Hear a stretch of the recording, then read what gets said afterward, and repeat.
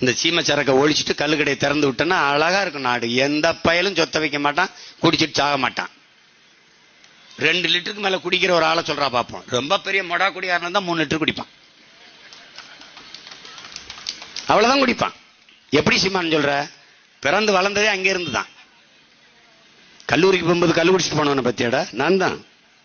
நான் மட்டும் இல்லை, எங்க அண்ணன் தம்பி எல்லாரும். இந்த எங்க அண்ணன் உட்கார்ந்து இருக்க, இப்ப எங்க அண்ணன் இருக்கா? எங்கடா ரவிண்ணே? எங்க இருக்கிறது? உலகத்துல காலேஜ் கல்லூரி வாசல்ல கல்லுக்கடை வச்சு பார்த்திருக்கீங்களா?